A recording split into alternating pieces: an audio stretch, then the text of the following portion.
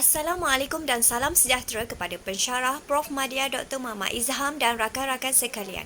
Kami dari kumpulan 10 akan membentangkan RPH untuk tugasan 1. Ahli kumpulan kami terdiri daripada Cikgu Amila, Cikgu Amira dan saya sendiri Cikgu Farah dan Cikgu Hani. Untuk pembentangan RPH, kumpulan kami telah membuat RPH Sains tahun 4. Tarikh pada RPH ialah pada 4 hari bulan 12 2023 hari Isnin dan masa dari pukul 10 hingga 11.30 pagi selama 1 jam 30 minit. Kelas yang diajar ialah kelas 4 DLP yang mempunyai 36 orang murid. Tema pembelajaran ialah sains hayat yang menumpukan tajuk haiwan. RPH ini dibuat berdasarkan standard kandungan di SKP Sains tahun 4 iaitu 3.1 organ pernafasan haiwan. Manakala standard pembelajaran yang pertama ialah mengenal pasti organ pernafasan haiwan.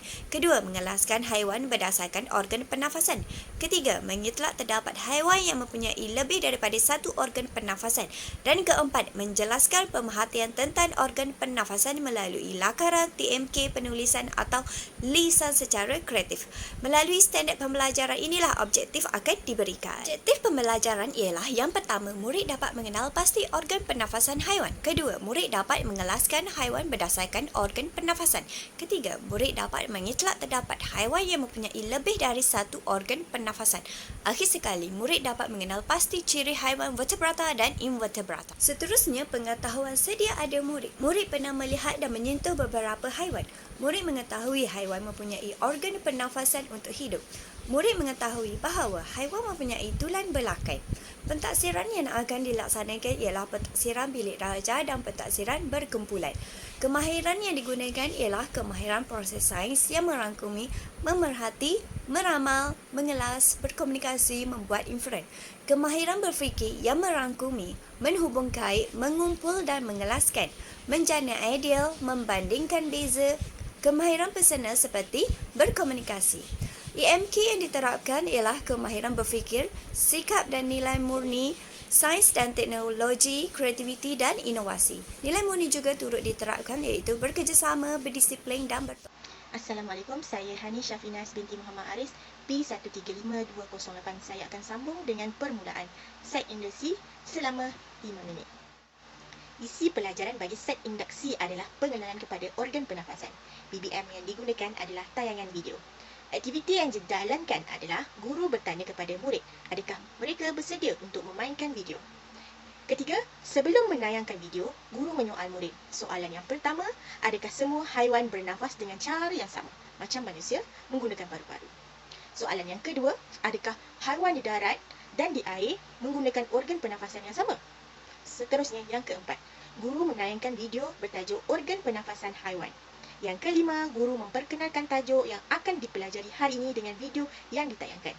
Keenam, video mengandungi semua isi kandungan pembelajaran pada hari ini. Dan terakhir, murid membuat pemerhatian berdasarkan video. Perkembangan langkah 1 selama 10 minit. Isi pembelajaran adalah pengelasan organ pernafasan haiwan, peparu, insang, kulit lembap, spiracle, peparu dan kulit lembap. BBM yang digunakan adalah video. Aktiviti yang dilakukan. Pertama, guru akan memainkan sambungan video. Kedua, guru akan menerangkan beberapa pengelasan organ pernafasan haiwan melalui video. Ketiga, selepas pengelasan organ pernafasan ditayangkan, guru akan meminta murid untuk berikan contoh haiwan pernafasan menggunakan peparu, insang, kulit lembap dan spiracle. Keempat, murid menamakan organ pernafasan haiwan yang mereka tahu. Kelima, guru memberikan contoh haiwan berdasarkan video. Keenam, guru berbincang dengan murid tentang ciri-ciri setiap organ pernafasan haiwan. Ketujuh, guru bertanya kepada murid, mengapakah katak boleh hidup di darat dan di air? Soalan kedua, kamu tahu mengapa? Menyoal jawab.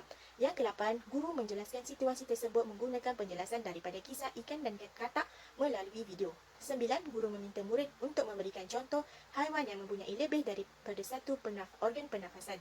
Ke-10, guru meminta murid untuk merumuskan tentang organ pernafasan sesetengah haiwan berdasarkan kisah ikan dan katak.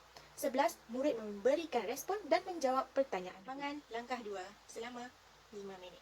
Si pelajaran adalah kuis pengelasan organ pernafasan. BBM yang digunakan adalah kuis Canva.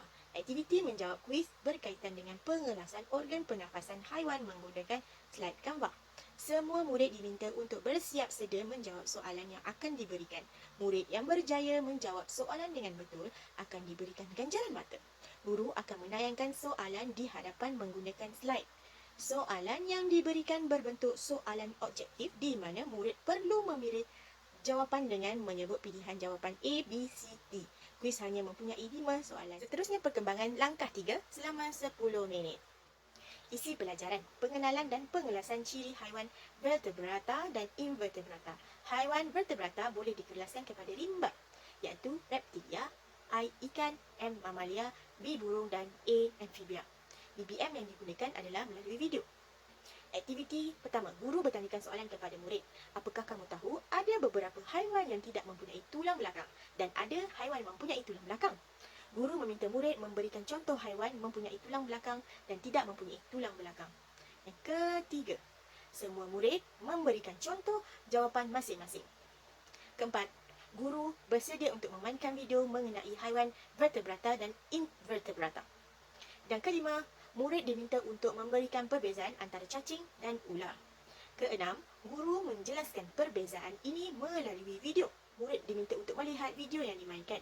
Kelapan, guru merumuskan bahawa haiwan yang mempunyai tulang belakang merupakan haiwan vertebrata dan haiwan yang tidak mempunyai tulang belakang ialah invertebrata. Kesembilan, guru memberikan contoh haiwan vertebrata dan invertebrata seiring dengan video yang dimainkan. Kesepuluh, guru meminta murid memberikan contoh haiwan vertebrata dan invertebrata yang lain. Ke-11, guru turut menjelaskan bahawa haiwan vertebrata boleh dikelaskan kepada 5 pengelasan iaitu rimba. Guru menjelaskan ciri-ciri khusus haiwan vertebrata melalui Saya Aminah Khalidah binti Khalid, P135199. Saya akan menyambung dengan langkah keempat yang mengambil masa selama 10 minit. Isi pelajaran. Aktiviti mengkategorikan tentang haiwan vertebrata dan invertebrata di mana murid-murid perlu membalansuaikan gambar mengikut kategori haiwan vertebrata dan invertebrate di laman web WordWall. Pertama sekali, murid-murid akan dibahagikan kepada 2 kumpulan di mana masing-masing kumpulan mempunyai 18 orang ahli iaitu 18 orang ahli vertebrata dan 18 orang ahli invertebrata. Masing-masing kumpulan hendaklah melantik seorang ketua. Ketua kumpulan haruslah bermain gunting, batu, kertas untuk mendapatkan giliran bagi setiap kali pusingan.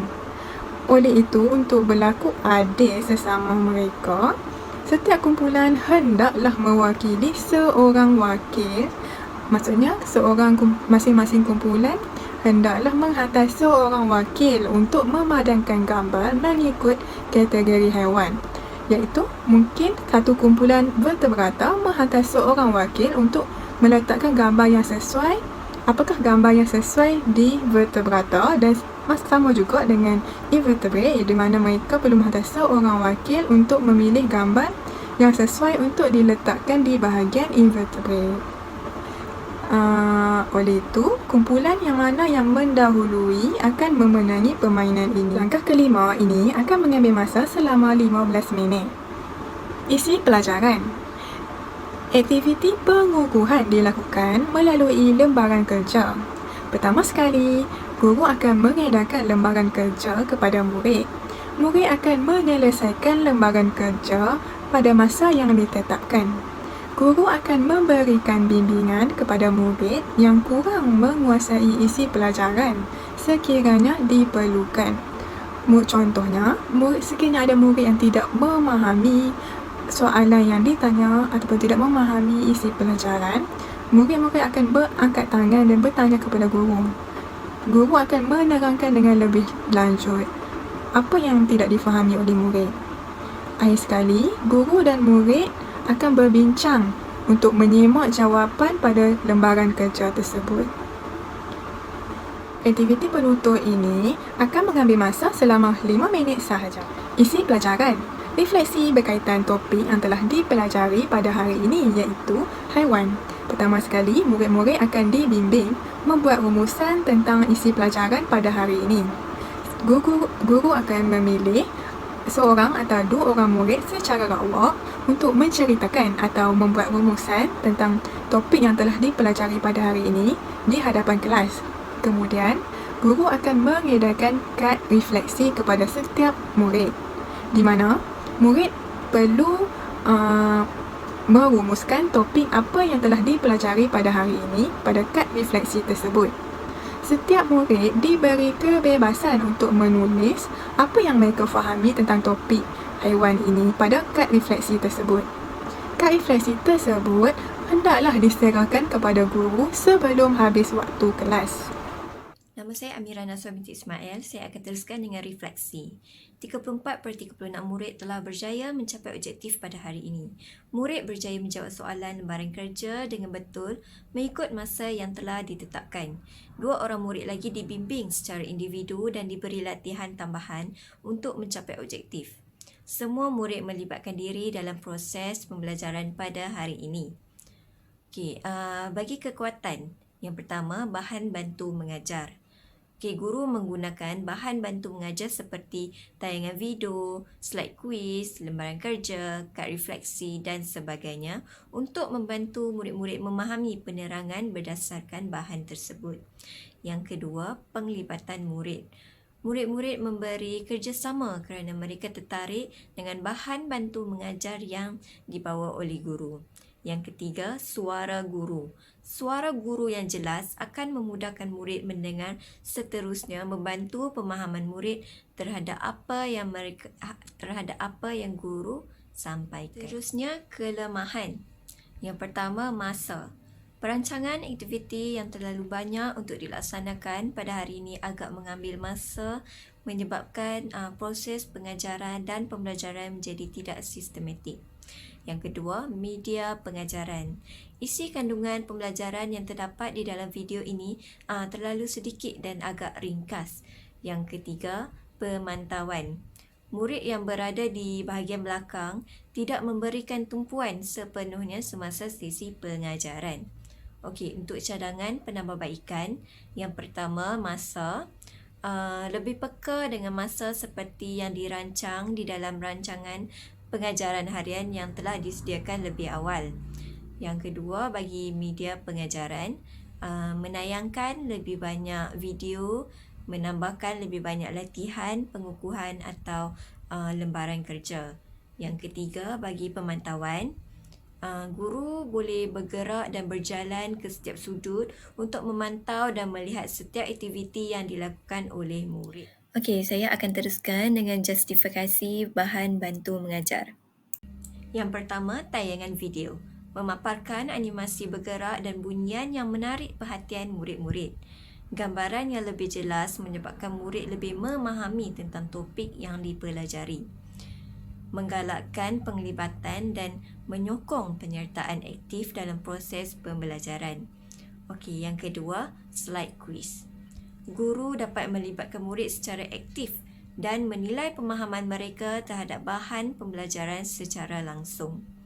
Seterusnya, sifat interaktif kuis bukan sahaja mengekalkan minat murid tetapi juga menggalakkan penyertaan aktif, menghilangkan kebosanan dan tidak minat murid kepada topik tersebut. Seterusnya, word wall iaitu kuis dalam talian. Menggunakan platform digital, guru dapat mencipta kuis interaktif yang memenuhi pelbagai gaya pembelajaran dan menilai pemahaman pelajar terhadap bahan pembelajaran dengan berkesan. Format dalam talian menggalakkan penyertaan murid melalui teknologi, menjadikan pembelajaran lebih dinamik dan menarik. Seterusnya, lembaran kerja. Latihan ini dapat mengaplikasikan pengetahuan teori, menggalakkan pemahaman yang lebih mendalam terhadap topik yang dipelajari. Ia juga berperanan sebagai alat yang efektif untuk latihan dan penilaian, membolehkan guru menilai kemajuan murid dan mengenal pasti bidang yang mungkin memerlukan perhatian tambahan. Yang terakhir, kad refleksi.